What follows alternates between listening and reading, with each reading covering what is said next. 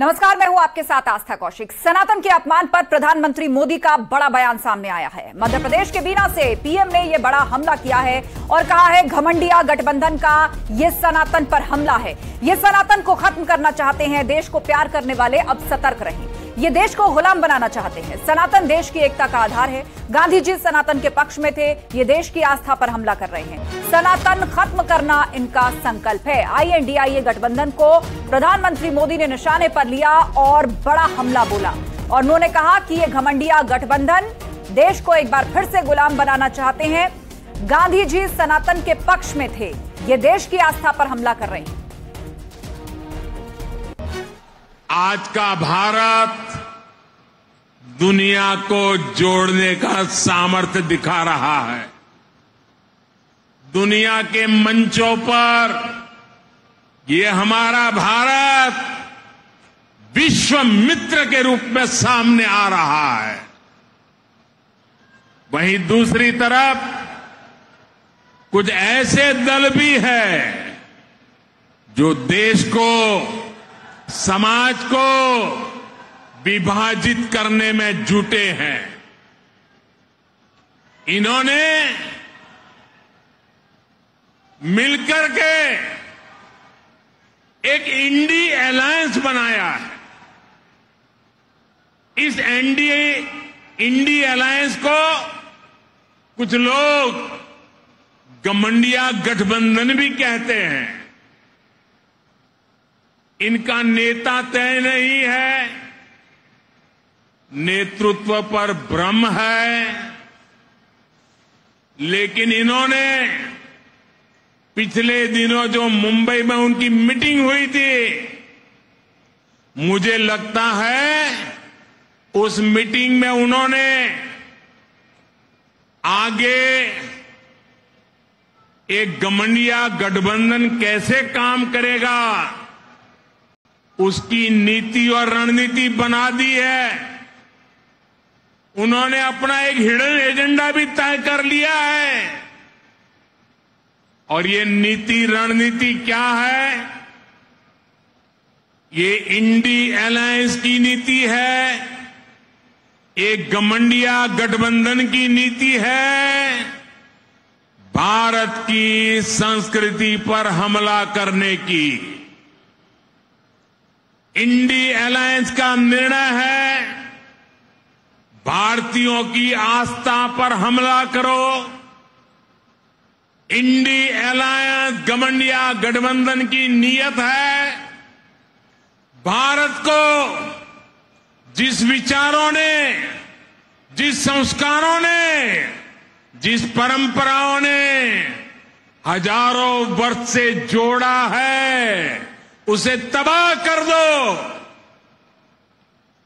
जिस सनातन से प्रेरित होकर देवी अहल्याबाई होलकर ने देश के कोने कोने में सामाजिक कार्य किए, नारी उत्थान का अभियान चलाया, देश की आस्था की रक्षा की, ये घमंडिया गठबंधन, ये इंडी अलायंस उस सनातन संस्कारों को, परंपरा को समाप्त करने का संकल्प लेकर के आए हैं।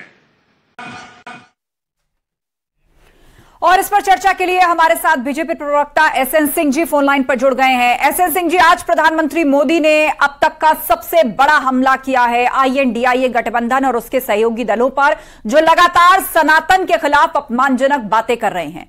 तो क्या लग रहा है 2024 जैसे जैसे नजदीक आ रहा है, आप लोगों का मुद्दा भी अब केंद्रित हो चुका है सनातन के इर्द गिर्द? देखिए आस्था जी, आप देखेंगे DMK सरकार बुरी कर इंडिया गठबंधन, जो इंडी गठबंधन बना है वो सनातन के खात्मे के लिए बना है। उदयनिधि स्टालिन का बयान देख लीजिए, वो डेंगू, मलेरिया, कोरोना, पता नहीं क्या क्या कह रहे। और जो सबसे बड़े नेता हैं इंडी गठबंधन के, राहुल गांधी, वो हिंदू धर्म और सनातन को गाली देने का कार्य कर रहे हैं। तो मुझे लगता है कि चाहे वो समाजवादी पार्टी के स्वामी प्रसाद मौर्य हो, आम आदमी पार्टी के नेता हो, जब सब लोग इस तरह से सनातन को गाली देंगे तो निश्चित तौर पे जो सनातन को मानने वाले ऐसे भारत की संस्कृति की रक्षा के लिए भारतीय जनता पार्टी हमेशा कम करके लड़ती रही है। आदरणीय प्रधानमंत्री जी ने कहा कि ये भारत सनातन का है, और सब लोग सनातन को मानते हैं। सनातन जो वसुधैव कुटुंबकम की बात करता है, जो सबका साथ सबके विकास की बात करता है, जो अंत्योदय की परिकल्पना को पूरा करता है, जो गांधी के विचारों पे चलता है, ऐसे सनातन को जो समाप्त करेगा वो स्वतः सनातन उसको समाप्त कर देगा। पहले भी आप देखेंगे आदरणीय मुख्यमंत्री जी ने भी कहा, औरंगजेब भी प्रयास किए सनातन को समाप्त करने के लिए। ठीक है एसएन सिंह जी, मैं लौटूंगी आपके पास, लेकिन इस वक्त हमारे साथ अनुराग भदौरिया जी भी जुड़ गए हैं, समाजवादी पार्टी के प्रवक्ता। अनुराग भदौरिया जी, एक तरफ तो आप लोग ये कहते हैं कि आम मुद्दों से ध्यान भटकाने के लिए इस तरह की बातें की जाती हैं, लेकिन जब आप ही के गठबंधन दलों के नेता सनातन धर्म को टारगेट करते हैं, अपमानजनक बातें करते हैं, तो चुप्पी साध लेते हैं। ये दोहरा मापदंड कैसे चलेगा? भारतीय जनता पार्टी दोहरे मापदंड पे जीती है देश के अंदर में। मूल समस्या जो है वो है महंगाई, बेरोजगारी, किसान। इसके बारे में तो बात नहीं करती। देश की जो देवी रूपी बेटियां हैं, जिसको भारत माता बोलते हैं, मणिपुर की बेटी के साथ अन्याय होता है तब तो चुप मार जाती है। जब हमारी देवी रूपी, भारत माता रूपी बेटियां, पहलवान बेटियां, जब उनके साथ अन्याय होता है तो चुप बैठ जाती। क्यों? प्रोग्राम की बच्ची नहीं है वो? क्या वो नहीं है क्या प्रोग्राम की बच्ची? प्रोग्राम के बच्चे यहाँ दर दर भटक रहे हैं, उनको रोजगार नहीं मिल रहा है, महंगाई से बेचारों की जान निकल गई है, कमर टूट गई। क्या प्रोग्राम के बच्चे नहीं है? और ये गांधी जी के आदर्शों की बात करेंगे जो उनको मानने वाले नाथूराम गौडसे को इनके नेता राष्ट्रभक्त बोल चुके हैं, उसके बारे में नहीं बात करेंगे। भारतीय जनता पार्टी है, कहती कुछ है, करती कुछ है। इससे जनता से मतलब नहीं है। धर्म इनके लिए राजनीतिक विषय हो सकता है, हमारे लिए आस्था का विषय है। ठीक है एसएन सिंह जी, और हम उसको मानते हैं। आस्था जी, देखिए निश्चित तौर पे जो समाजवादी पार्टी के हमारे मित्र थे ये कुछ कह नहीं सकते हैं, क्योंकि अखिलेश यादव जी साधु सन्यासियों को चिरंजीवी कहते हैं, काशी में लोग अंतिम समय में जाते हैं, बहुत सारी ऐसे विचारों को रखते हैं जो सनातन को समाप्त करने की बात करते हैं। तो सनातन को मानने वाले सनातन के साथ खड़े रहेंगे, और भारतीय जनता पार्टी तो हमेशा धर्म के रक्षा की बात करती है। ठीक है एसएन सिंह जी, ये चर्चा जारी रहेगी, आपसे चर्चा जारी रहेगी, आप हमारे साथ जुड़े रहिए। और इस बीच हमारे साथ राज्यसभा सांसद दिनेश शर्मा जी भी जुड़ गए हैं। दिनेश शर्मा जी, प्रधानमंत्री मोदी ने मध्य प्रदेश से सबसे बड़ा हमला INDIA गठबंधन और उसके सहयोगी दलों पर बोला और कहा ये गांधी का देश है, गांधी भी सनातन को मानते थे और ये लोग देश को गुलाम बनाना चाहते हैं। निश्चित रूप में दुर्भाग्य है हमारे राजनीतिक दलों का कि उनकी भाषा बदल गई है चुनाव में लाभ को पाने के लिए। जो बात चीन और पाकिस्तान नहीं बोल सकता, जो विदेशी आक्रांता जिन भाषा का इस्तेमाल नहीं करते, ये जो घमंडिया है, विभिन्न विचारधाराओं का जो तालमेल है, ये कांग्रेस के इशारे पर मैं तो कहूंगा कि इन्होंने, जैसे क्योंकि कांग्रेस ने ही कहा था कि श्री राम का अस्तित्व नहीं है, राम सेतु बंधु रामेश्वरम नहीं है, राम का जन्म स्थान कहाँ है ये नहीं पता, ये कोर्ट में लिख के दिया था। आज उनके नेतृत्व का जो ये गठबंधन है उसकी भाषा उनकी अधिकृत बयान को दर्ज कराती है। वो कोई सनातन को समाप्त कर देगा, कोई कहता है ये डेंगू और मलेरिया है। अरे डेंगू मलेरिया इस प्रकार की भाषा और इस प्रकार का संवाद है। इस भारत देश में हजारों लाखों साल पुराना जो सनातन धर्म है, सनातन संस्कृति है, इसको मुगल नहीं समाप्त कर पाए, अंग्रेज और तुर्क और पुर्तगाली और फ्रांसीसी नहीं समाप्त कर पाए। इनकी हैसियत क्या है? मैं समझता हूं कि ये जो इनकी बदजवानी है, जिस प्रकार के भाषा का ये सब उपयोग कर रहे हैं, ये जनता के दंड का पात्र है। जनता इनको चुनावों में इनको हराकर दंड जरूर देगी। और मैं मानता हूं ये जो राजनीतिक खेती ये बनाना चाहते हैं सांप्रदायिकता की, उनकी खेती 2024 में।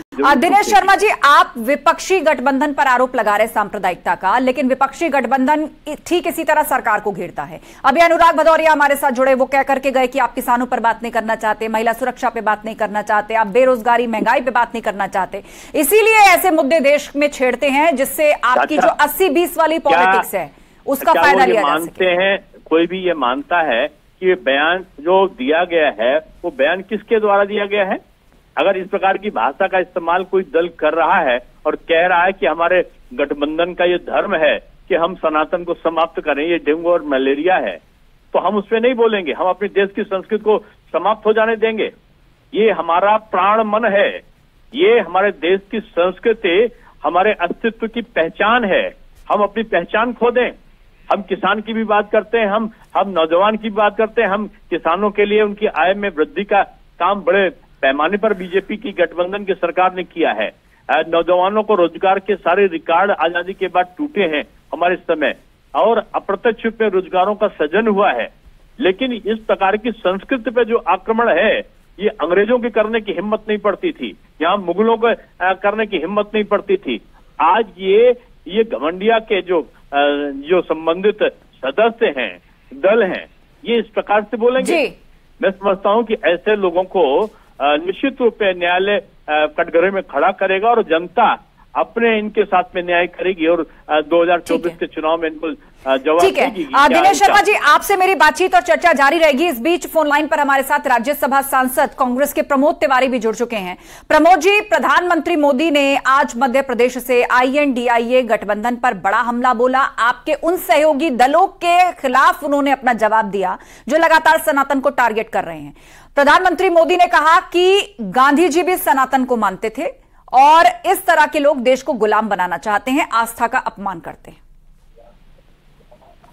हमारे प्रधानमंत्री, आज आपको चुनाव के बीच में जाओ तो बताओ पिछले 9.25 साल में आपने क्या किया। आप सनातन की बात कर रहे हो। आपके साथ जो मंत्रिपरिषद में बैठे हुए हैं, जो अभी तक कानून मंत्री थे, वो खुलेआम कह रहे हैं कि मैं गोमांस खाता हूं और गोमांस रोक नहीं सकते। आपका मुख्यमंत्री कहता है कि मैं गोमांस खाता हूं, रोक नहीं सकते। आप सनातन की बात करते हैं।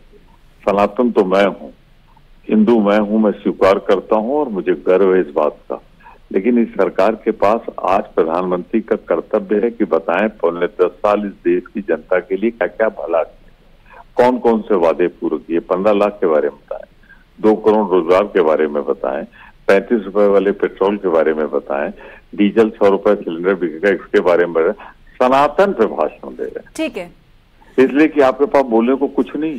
ठीक है, आप लोग घेर रहे हैं ये कह करके कि अपने 9.25 साल का रिपोर्ट कार्ड दें, और आपने अभी अभी कहा प्रमोद तिवारी जी कि आप खुद प्राउड हिंदू हैं, आपको गर्व है कि आप सनातनी हैं, लेकिन आप चुप क्यों हो जाते हैं जब आपके सहयोगी दल DMK और उसके नेता और मंत्री सनातन को डेंगू, मलेरिया, HIV न जाने किस तरह की बातें करते हैं। शुक्रिया हमसे बातचीत के लिए।